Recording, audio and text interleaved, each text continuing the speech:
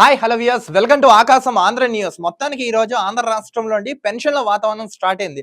Pensions అందరూ ఒక పండుగలా celebrate చేసుకుంటున్నారు. ఏదైతే కూటమి ప్రభుత్వం అధికారంలోకి వచ్చిన తర్వాత మేము ఏదైతే చేస్తామని వాళ్ళు ఎన్నికల్లో చెప్పారో అది తూచా తప్పకుండా తృణప్రాయంగా చేశారు, చూపించారు. అందులో భాగంగా జూలై 1న టీడీపీ కూటమి వాళ్ళు 7,000 రూపీస్ మీ అందరి ఖాతాలో వేస్తామని చెప్పారు కదా, అది ఈరోజు స్టార్ట్ అయిందంట.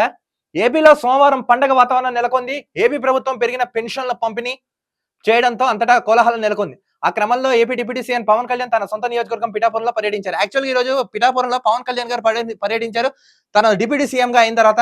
సో జనాలందరూ బ్రహ్మరథం పట్టేశారు, గజమాలలు పెట్టేశారు, పూలతో స్వాగతం పలికారు పవన్ కళ్యాణ్ గారికి.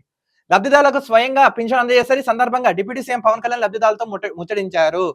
ఇదిగోండి, పవన్ కళ్యాణ్ గారు ఈ రోజు నేరుగా ఆయనే వెళ్ళి పెన్షన్లు పంపిణీ చేశారంట. సో ఎవరైతే అక్కడ పెన్షన్స్ తీసుకుంటున్నారో వాళ్ళందరికీ మాటామంతి కార్యక్రమం చేశారంట. వాళ్ళందరికీ జనాల్లో కలిసిపోయారంట. వాళ్ళు కూడా ఎంతో స్వాగతించారంట. నిజంగా ఇంత గెలుపు కూటమికి సహకరించిన ప్రజలందరికీ పేరు పేరున శిరస్సు వంచి ధన్యవాదాలు చెబుతూ ఏదైతే మాట ఇచ్చాడో మాట నిలబెట్టుకుంది కూటమి ప్రభుత్వం. ఇంకా మాట ఇస్తున్నానమ్మా అని పిఠాపురం ప్రజలు రుణపడి ఉంటానని ఎమోషనల్ అయ్యారు. నిజంగా పిఠాపురం ప్రజలండి వంగా గీతని పెట్టారు. అటు ముద్రగడ్డ పద్మనాభరెడ్డిని ఇంతమంది పెట్టినా కూడా ఒక 75,000+ మెజార్టీతో పవన్ కళ్యాణ్ గారు పిఠాపురం నియోజకవర్గంలో గెలిచారంటే it's a record break all time. So కొంచెం ఆయన భావోద్వేగానికి గురయ్యారంటే పవన్ కళ్యాణ్ గారు. మీరు ఇచ్చిన తీర్పుని తూచా తప్పకుండా తృణప్రాయంగా నేను చేసి తిరుతాను. మీ అందరికీ ప్రజా సేవలో ఉండి ప్రజలకు ఏం కావాలో, నియోజకవర్గానికి ఏం కావాలో నేనున్నాను ఒక పెద్ద కొడుకుగా, అటు రాష్ట్రానికి అటు నియోజకవర్గాన్ని ఉన్నానని పవన్ కళ్యాణ్ గారు ధైర్యం చెప్పారు. ఎక్కువ పని చేస్తా అని చెప్పారు. అలాగే హంగు ఆర్భాటాలకు వెళ్ళమని పవన్ కళ్యాణ్ తెలుపుకుని వచ్చారు.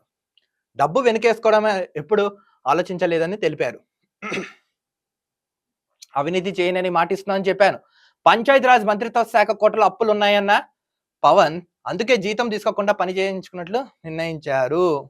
యాక్చువల్గా పంచాయతీరాజ్ డిపార్ట్మెంట్ సమ్ డిపార్ట్మెంట్స్ ఏవైతే ఈయన ఛార్జ్ చేసుకున్నారో సో జీతం తీసుకుందాం అనుకున్నారు. కానీ ఆ దరిద్రుడు జగన్మోహన్ రెడ్డి పోతూ మొత్తం అప్పుల పాలు చేసిపోయారు, నానా రచ్చ పెంటంతా చేసిపోయారు. సో అప్పుల్లో కూరిపోయిన డిపార్ట్మెంట్ నేను తిరిగి మళ్ళీ దారిలో పెట్టాలంటే కొంచెం టైం పడుతుంది. సో ఈ క్రమంలో నేనేమి డబ్బులు తీసుకోను అని పవన్ కళ్యాణ్ గారు చెప్పుకుంటూ వచ్చారు. అలా ఎవరుంటారు అబ్బా ప్రజానాయకుడు చెప్పండి? రాష్ట్రం ఇప్పుడు అంత హాయిగా సుభిక్షంగా హాయిగా ఉంది. ఏ గోల్ లేదు, ఏ గొడవలు లేవు, ఏ ప్రెస్ మీట్లు లేవు. ఆ దరిద్రులు ఉన్నప్పుడు ఎలా ఉండేది మనకి?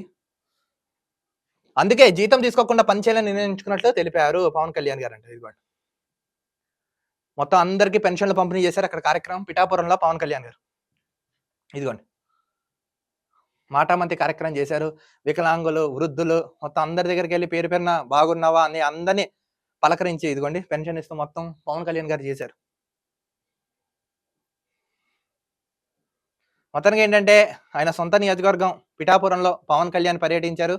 మొత్తం పెన్షన్ల కార్యక్రమం అని విజయంగా పూర్తి చేశారు.